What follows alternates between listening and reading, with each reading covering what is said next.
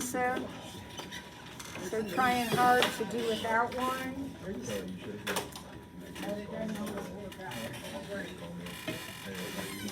Okay. So everybody got one of each. What happened to my hand? All right, so here we go. 1.1. Here's your job. You and your partner, you have been given a data table, a graph, and equations. And your job is to take the data table in number 1 and figure out which graph it matches and which equation it matches. All right? And do that for number 2, 3, and 5. Okay, so right now, you and your partner figure that out. While I take attendance. What? Sometime. I don't know. Here it is.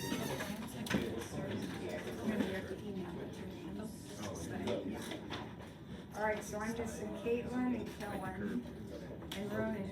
What's happening? Oh, here's. Yeah, I'm just working with them. Is that okay? No, that's fine. Totally fine.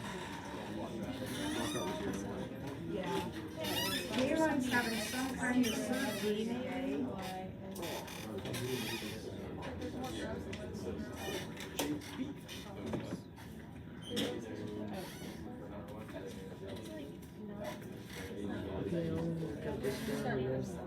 I was thinking this one. So let's hope he's doing okay. Yeah. 1, 2, 3.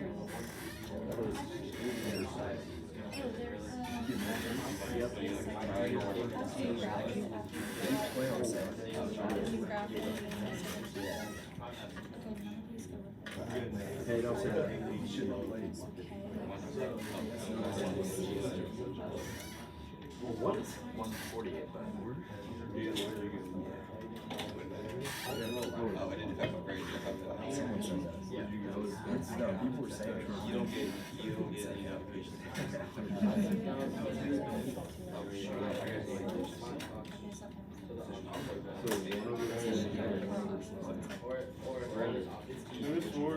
Yep. Oh, wait, oh, guys coming up here. It's about pizza. It's about pizza. I think I turned it down. I like throwing that for a visit. Well, I got some back there with no names. That goes away. So 5.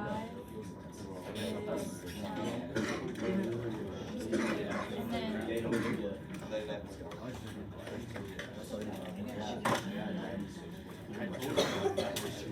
Oh wait, I can work on it.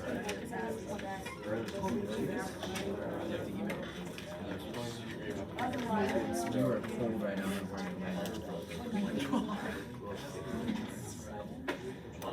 Really low. My little like take one for test. He expects me to go. Maybe if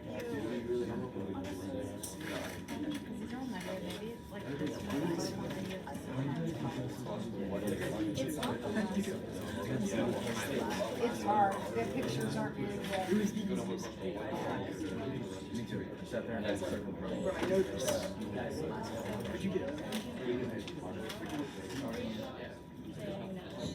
I don't have it.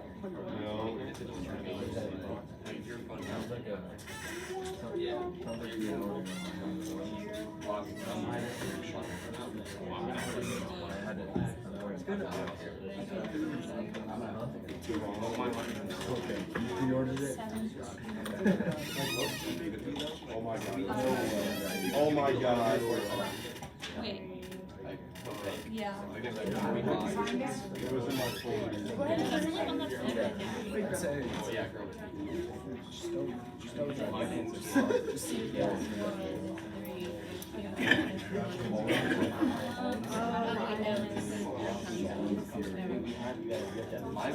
Okay, number one. Number one. What did you notice about the X's and Y's in number one? divide by 2 times 2. They're doubled, Yeah. so I think the equation would be y equals 2x. And what shape is y equals 2x? It is a line with a positive slope and going through the origin, right? Y-intercept is 0. So I think 1 matches up with picture D. And equation Q. Alright, so again, if your equation is y equals 2x, there's no plus something, so the y-intercept is 0, so you need a positive slope going through the origin, and so that's how we got picture D. Alright, what did you notice? Did you notice anything in number 2? Okay, so for number 2, the y-intercept is 2. Okay, what else did you notice? Could you come up with an equation for that?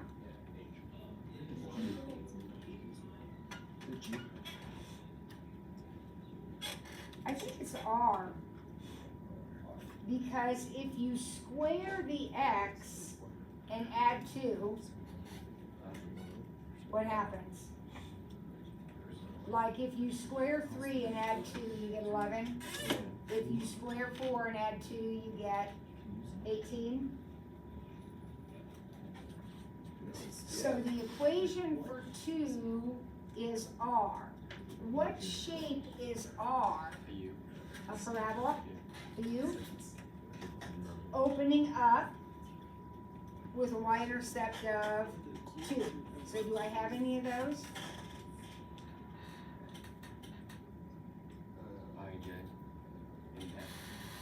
Wait, it's got a y-intercept of 2, not the origin. So I think it has to be F, doesn't it? It's F.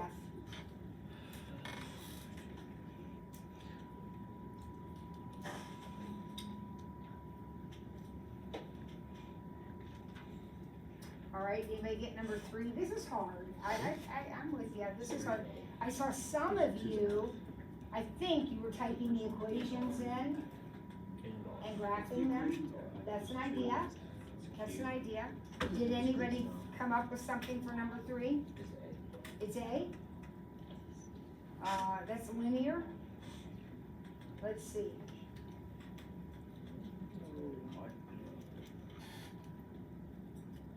Is it y equals 3x minus 2?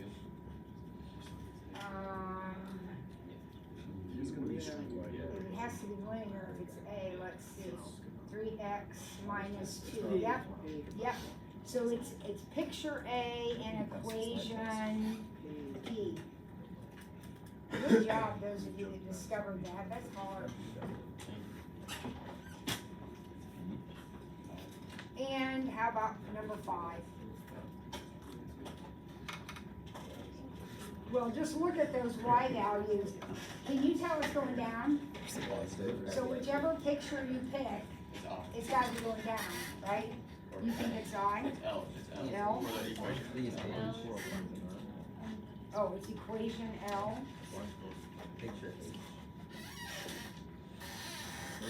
40 minus x squared. I think you're right. I think it is equation L. And that would have to be a parabola opening down. So, is E my only choice? Yeah. So it's equation, or picture E. Those are hard, guys. I'm with you. But some things we were looking at were, are the y's getting bigger or smaller? In other words, is there a picture going up or coming down? What's our y-intercept? Those are all things that can be clues to you. That is hard. True. All right, number 20. Here we go. I walk into the bakery to buy a cake. Here are my choices. 9 by 13, 8-inch diameter. They cost exactly the same. This one is a layer cake. It's twice the height. So you know, you walk in, the sheet cake, got a round layer cake, you know? You're gonna buy one. They're the same price. You are economical, so you wanna get the most for your money. Right? How are we gonna figure out which one gives me the most for my money?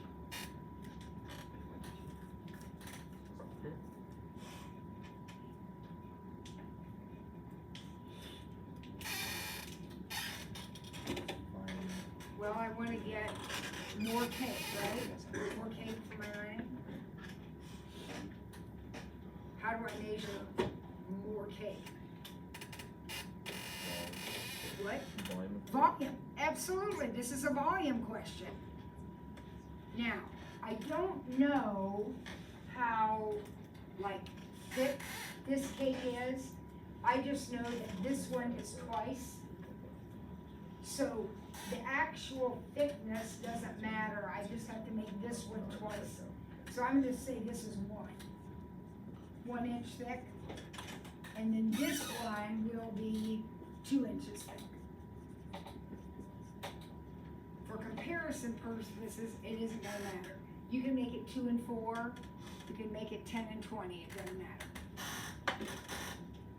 So here's this cake, rectangular cake, 9 by 13 by 1. What is its volume? How do you find the volume? Length times width times height. So 9 times 13 times 1, 117 cubic inches of cake. So that's how many, or how much cake I have that time. All right, what about my layer cake? There was a round, you know, I used frosting and then a round layer cake. Okay. Which have the diameters, you have to divide by. Okay, so the radius here will be 4. And Elijah says it's round, so he said pi r squared. Now, that's okay, but what's pi r squared give me? Area. That's just the area of the top of the cake. I need the volume, so I have to take that pi r squared and multiply it times the height, the thickness of it. So that one's gonna be pi times 16 times 2.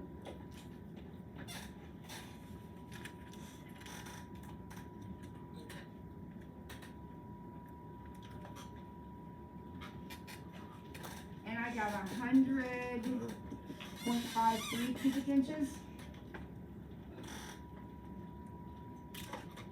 So assuming that both cakes are equally beautiful, they're the right flavor, which one am I gonna buy? 9 by 13.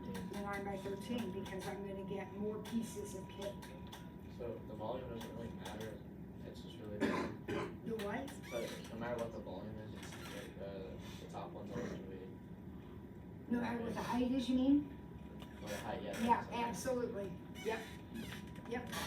you can make anything, and it was. Well, as long as this one is double this one, yes. Yeah. So, Genius. Rock, Pat, we can try it. So let's say the thickness of this is 4 inches, and this one's gonna be 8 inches. Now, these numbers will change, but that one's still gonna be bigger. 9 times 13 times 4 is 468. And pi times 16 times 8 is 402.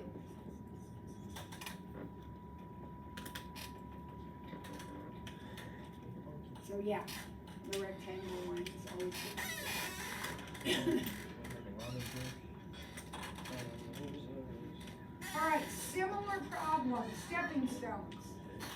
A garden shop sells 12 by 12 squares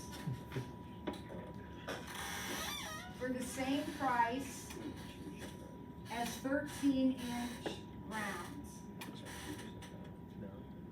And when they say 13-inch rounds, they mean 13-inch diameter.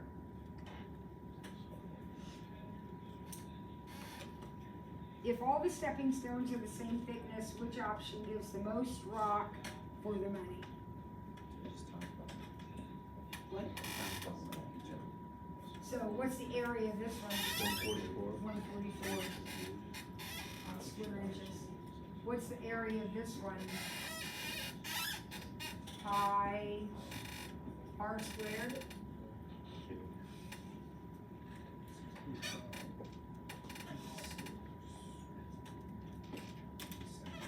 $132.7 square inches. So if your objective is to cover as much ground as possible, you're gonna buy the square.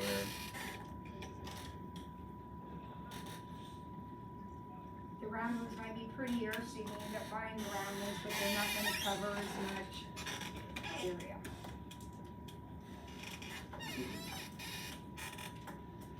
One more, free fall with smoke bomb, great.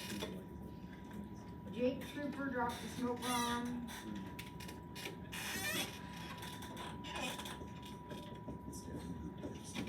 Here's your formula for free fall. How long will it take the bomb to fall 180 feet? Plug in 180 for D, exactly.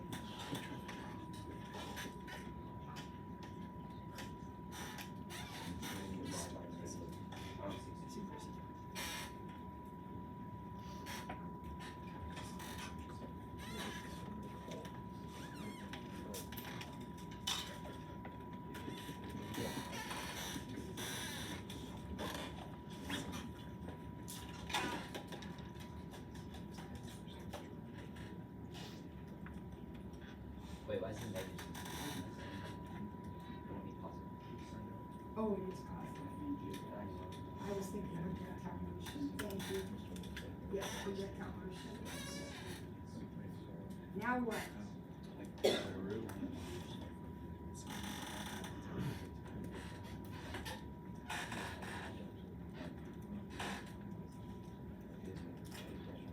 I got 3.35 seconds.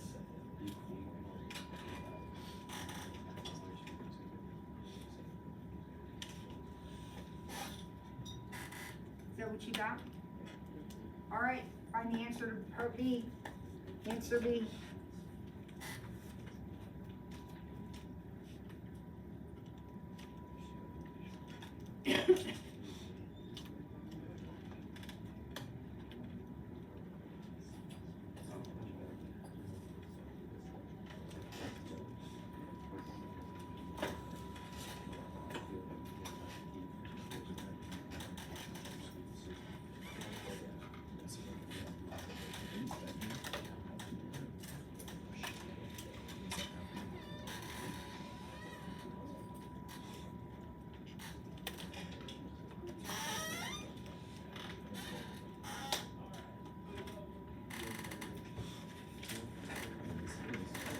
Did they come up with an answer? What was your setup? 2,500 feet. Plug in 12.5 feet. Okay, so D equals 16 times 12.5 squared, And I got 2,500 feet. 2,500. Does that match everybody? Beautiful. What you're doing, if we had a book, this section would be called mathematical modeling. Because what you're doing is taking situations and you're either looking at graphs or at equations or tables. And it's called mathematical modeling. Number 23. Physics student obtains the following data rolling a ball down an inclined plane. T is the time and Y is the distance. Find an algebraic model, that means an equation. Can you come up with an equation for this data?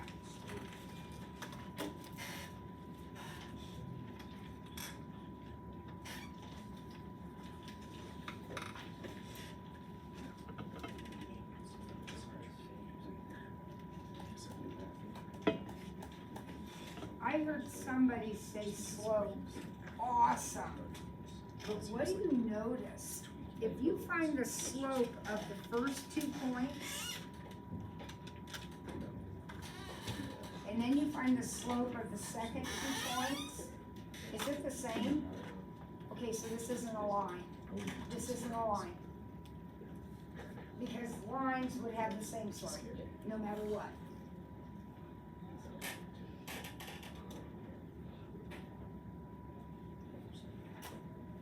It's gonna have a squared in it, it's not a line, so it'll have a squared in it. What do you think?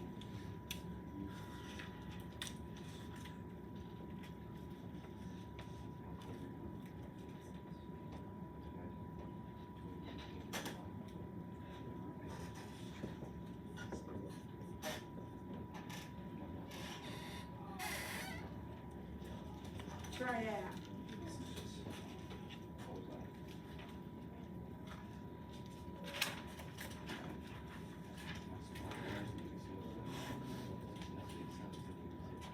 Mrs. Ford, how in the world did you figure that out? Well, we figured out how to square that, right?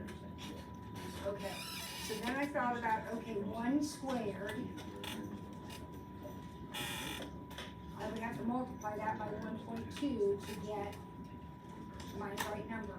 So then what about 2 squared? 2 squared is 4. What's 4 times 1.2? 4.8.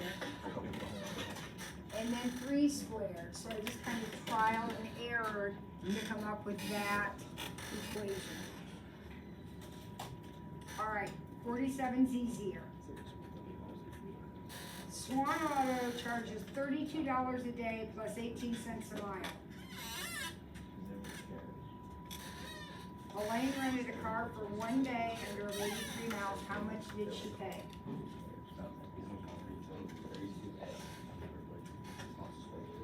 32x. No, 32 a day. So 1 day. So $32 plus 0.18 times 83. That's how much she paid.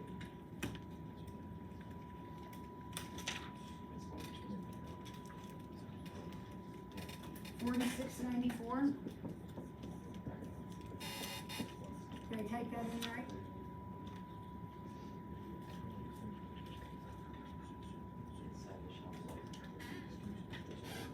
Ramon paid $69.80 to rent the car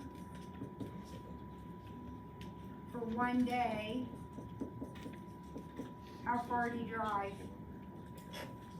Does that make sense?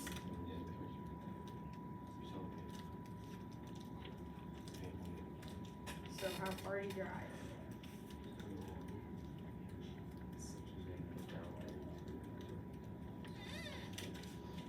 I got 210 miles. But I don't know, I could make a mistake.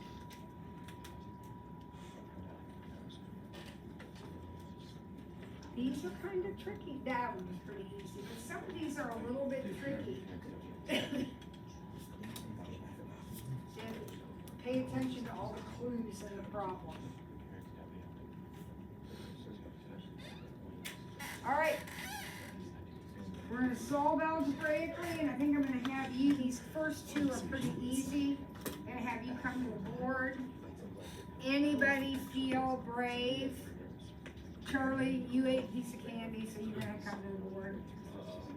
So you want A or B? B. All right. Who will volunteer to come up and do? Go ahead, Joe Garvey. Jake just I have a nominated feeling someone. this conversation isn't about math, okay, so let's. Jalen's gonna have to watch this video, and you guys are right in it, and all that noise is gonna be distracting, so don't talk. All right, Charlie, come on up. You're gonna solve this. You're gonna solve it algebraically, but if you need help with the arithmetic or something, you can use your calculator. Who's gonna do number 1 for us? Or A? Aiden, how you feeling? Ready to take it on? Pick someone to help you. Anybody.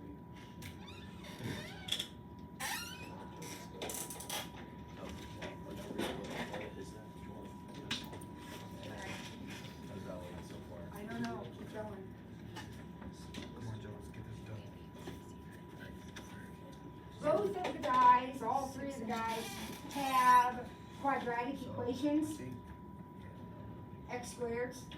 What do we do when we have x squareds? You factor out. Well, first of all, we get them set equal to zero. So especially those guys down there, they have a huge mess, so they gotta figure out that mess. Charlie's got it equal to zero, so somebody said you can factor, what else? Quadratic formula or complete the square. Whatever flips your switch. I don't think Charlie's is gonna factor, so he's gonna need to do one of the other options. You guys are done already? Yeah. Wow, you made quick work of that. Aiden, did you do that or did Joe do that? That was all it. That was all Aiden?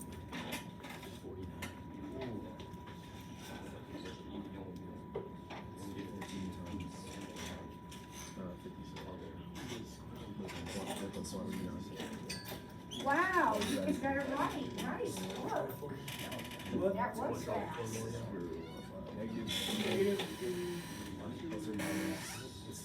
Square root minus equals 56, right? 2x.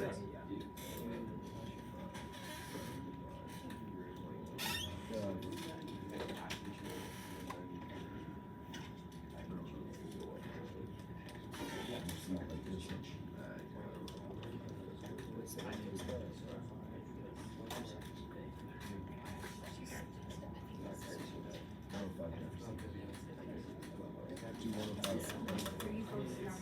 Yeah. It's fine. I know.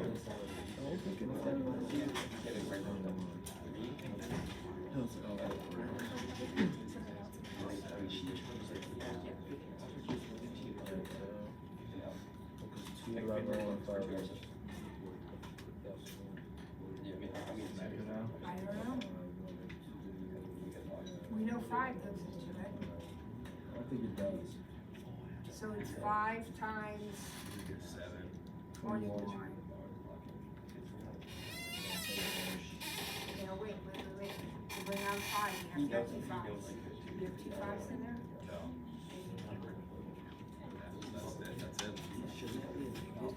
Remember, 105 does break down into 3 times 5 times 7.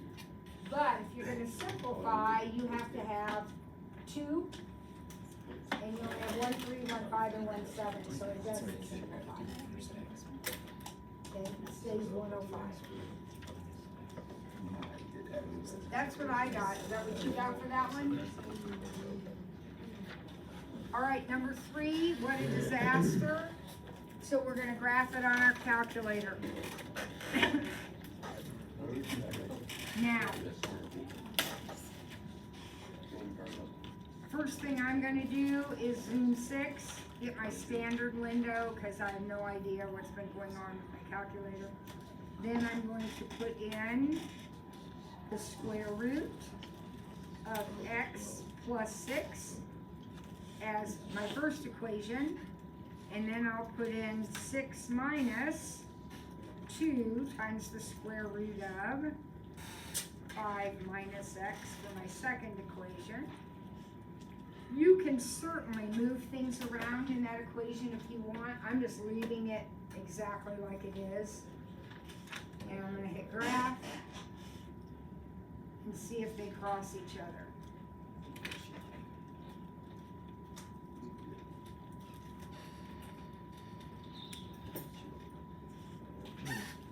Mine looks something like that.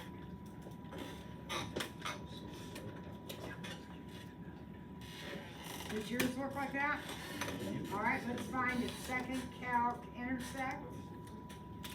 Let's find that point of intersection.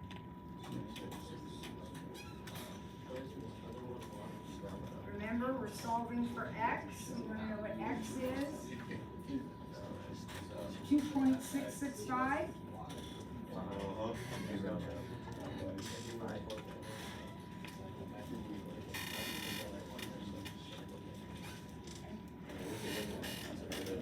Any question about that? All right, do the second one. same thing.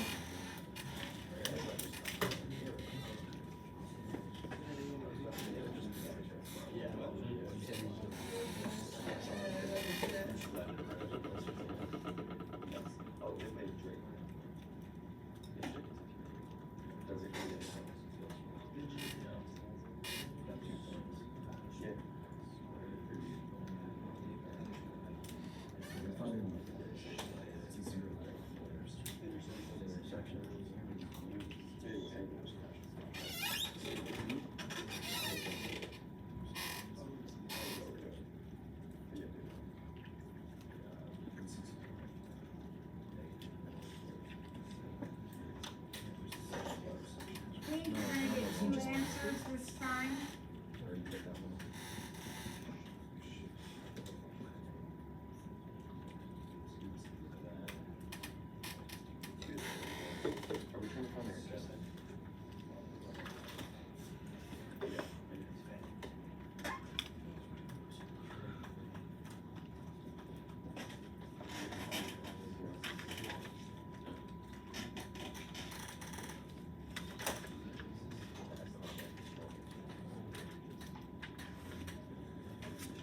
How do those look to everyone? Good. Thumbs up, everything good? Alright, your 1-1 homework will be due on Thursday. And we're gonna forge ahead into 1.2, which is a massive section. Tons of information in 1.2 and 1.3. So, 1-1 due on Thursday.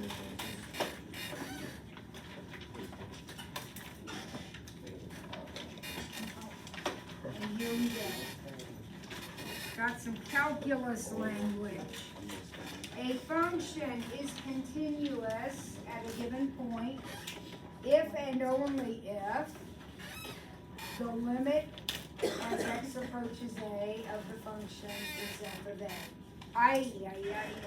What in the world does that mean?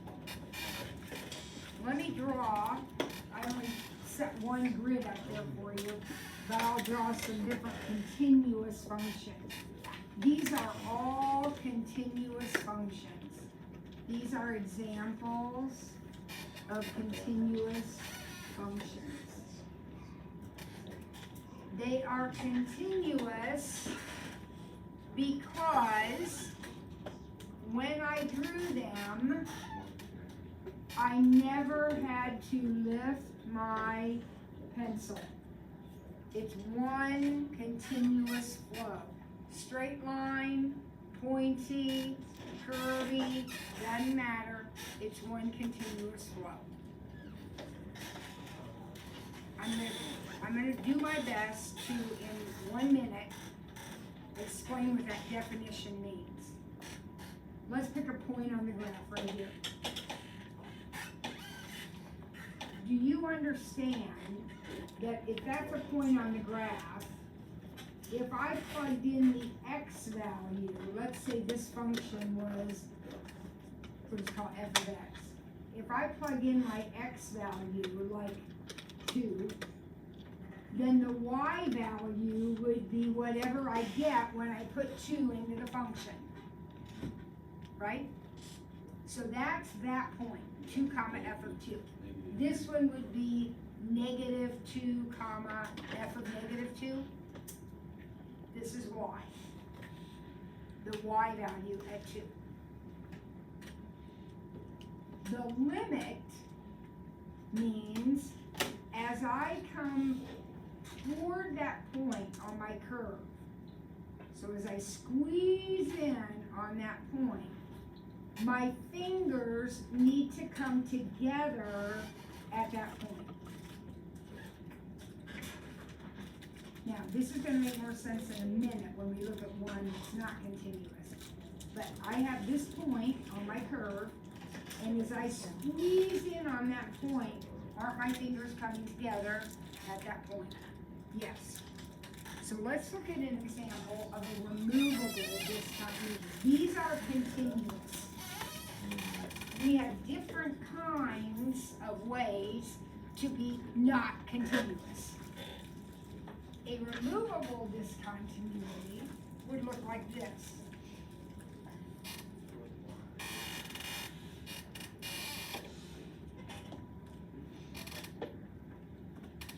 In other words, there's a hole in the graph.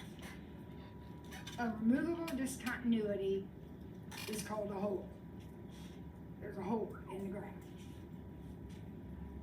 That point has no value. It's undefined at where, so if that's 1, f of 1 doesn't exist. So even though my fingers are coming together, there's no dot there. It's an open dot.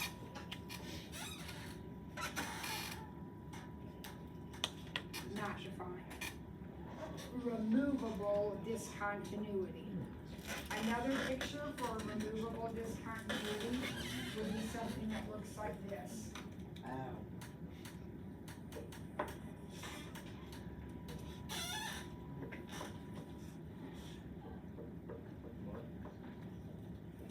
Where I have a dot, but that dot is somewhere else on the picture. It's not where I need it to be. There's a hole in my picture. The hole might be filled, but it's filled in the wrong spot. Removable discontinuity. Jump discontinuity. You probably looked at these last year. Maybe you called them step functions. Have you seen something like that before? That's a jump discontinuity. In other words, we are jumping from piece to piece. What's it mean to be continuous? It means I can draw it in one stroke. Not here. I draw a piece, then I have to pick up my pencil, draw another piece, and I'm jumping up.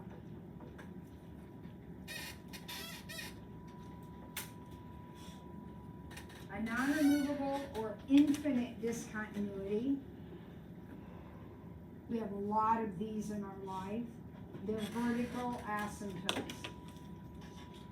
This is called a non-removable or infinite discontinuity, and it is a vertical asymptote.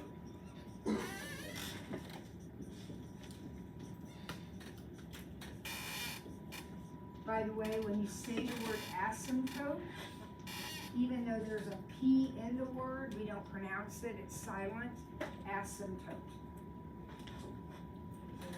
There's no P's sounded in that word.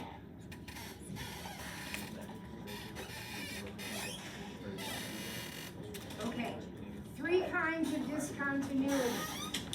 What are the 3 kinds of discontinuity? Removable, which is going to be a hole,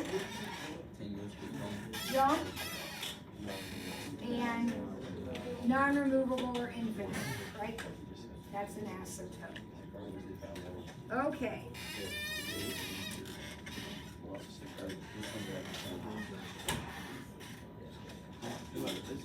Yep. Can I go to the bathroom? Is it an emergency? Yeah. All right. It better be an emergency. There's a pass. Oh, no, it's fine. I'm good. Emergency. All right. Now we're going to do a little function analysis here. Does anybody know what that looks like? Let's graph it first, and then we'll talk about all those words. It's a V. Absolute value V. Points at negative. Oh, it's a -2, plus 1. -1. Nicely done, Elijah. So Elijah remembered that when it's inside the parentheses, in this case absolute value is the opposite, so this goes left, and then this guy goes down. And then is the number in front of the absolute value, is that A? Yeah, and that would control how fat or thin the thing is. We don't have one here, so it's just regular thickness. Alright, so here's your picture. Would you say this is continuous? Yes, because there's no breaks in it. There's no holes, there's no asymptotes. It's continuous.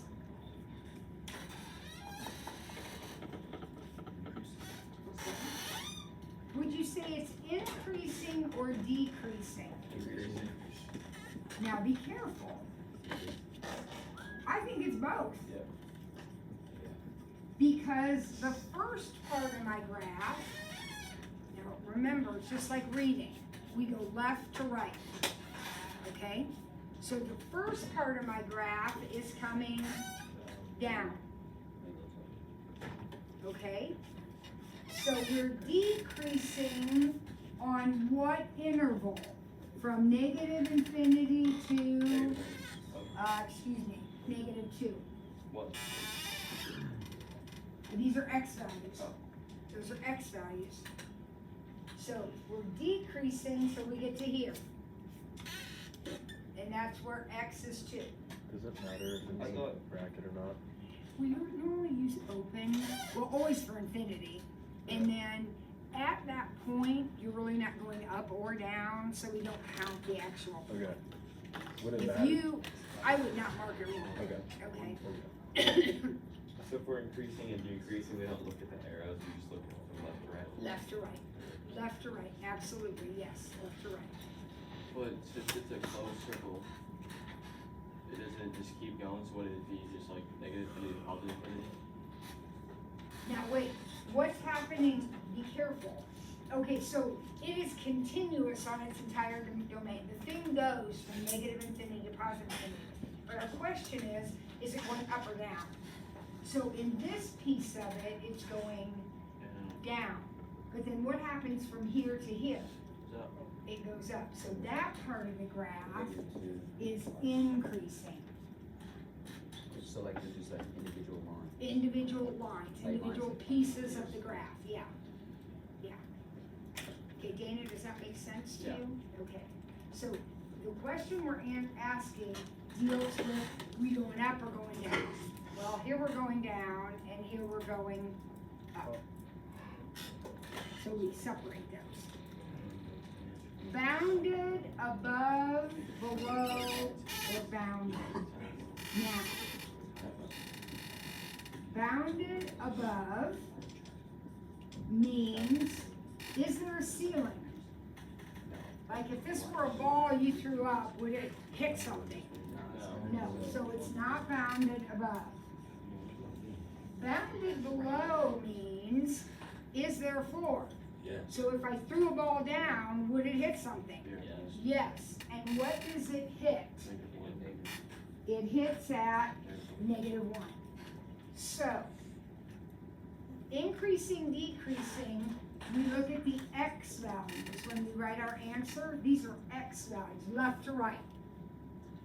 Bounded above and below is an up and down thing, so we look at the y value. And then bounded. To be bounded, you have to have a ceiling and a floor. That's bounded. Bounded is like in the room, completely contained. If you have arrows shooting anywhere, you're not bounded. Below, yeah. Above, no. Okay? So the only way this is going to be a yes is if both of these are yeses. Asymptotes. Does this thing have any asymptotes? Now remember, an asymptote, and it can go either way, horizontal or vertical, but an asymptote is a line that we get closer to, but we don't touch. So you have to be approaching something. Is that happening here? No, there are no asymptotes in this picture. Max and min. A maximum is a high point, and a minimum is a low point. Tell me about this picture. It's -1 positive infinity. It has a minimum -2, -1? Does it have a maximum? No, because why? Going on forever and ever, right? Right. Could a curve have both a maximum and a minimum? Yeah. Not this one, but if you had something like this, that could have a max and a min. A relative, we call that a relative max. The absolute max is shooting up to space, but that would be the top of the hill, bottom of the valley. So would we write the absolute instead of, which one would we normally write for the maximum? They would have to specify Okay. absolute maximum, absolute minimum, relative maximum, relative min. In this case, it's the same point, Yeah. doesn't matter. But this problem would have no absolute maximum, but it does have a relative maximum. Those are sometimes called local maximums.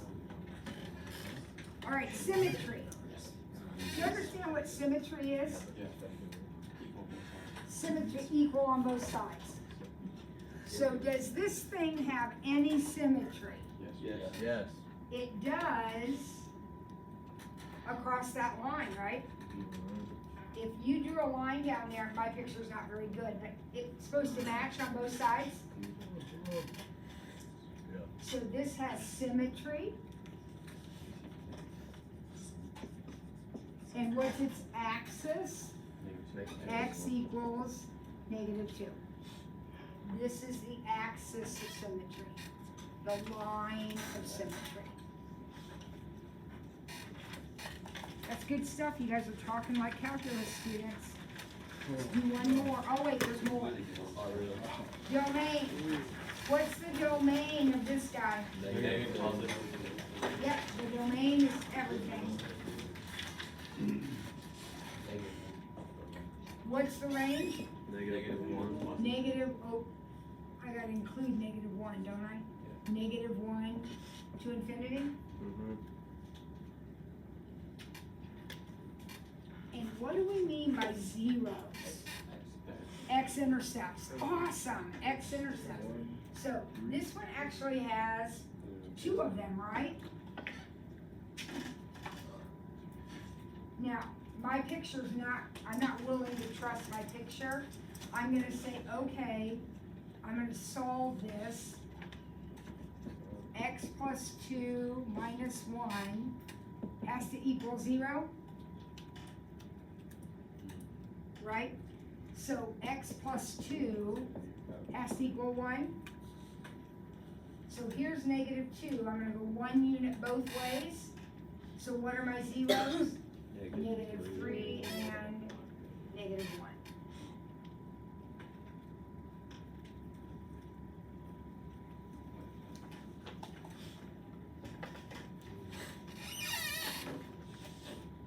All right, quickly. Anybody know what this one looks like? Y equals 3 minus x squared? Parabola opening down from the point 3 comma 0, or 0 comma 3, I'm sorry, 0 comma 3. Is that continuous? Yep, yep. Increasing or decreasing? Decrease. Watch it. Remember, I'm drawing it left to right.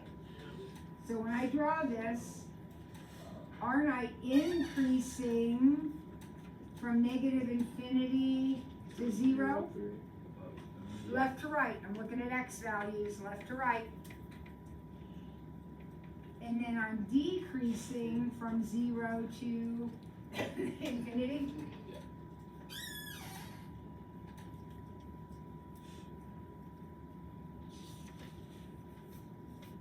Remember, I know there's an arrow here, but I'm going left to right.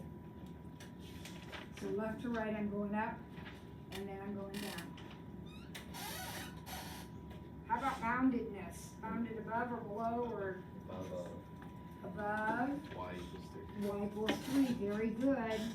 Not below, and therefore not bounded. Do we have any asymptotes? No. No. Asymptotes are lines that you physically approach, guys. Do we have any maximums or minimums in this problem? We have a maximum at the point 0,3. Is that kind of the same as bounded? Yeah, if, well, I gotta be careful, In this case, yes, but not necessarily always. Like in this picture, that would be a maximum, but there's no bound, because that keeps going up. Does this guy have any symmetry? Yeah. What's its line of symmetry? X equals 0? Okay. What's its domain? Negative infinity to infinity? What's its range? Negative infinity to 3. Very good. Negative infinity to 3?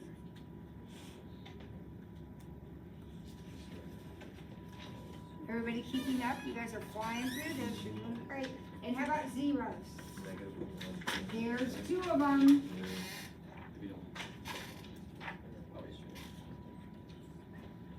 I want y to be 0, so I'm going to solve this equation, right?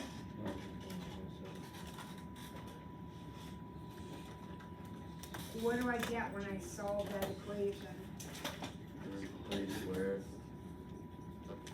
Plus or minus square root of 3?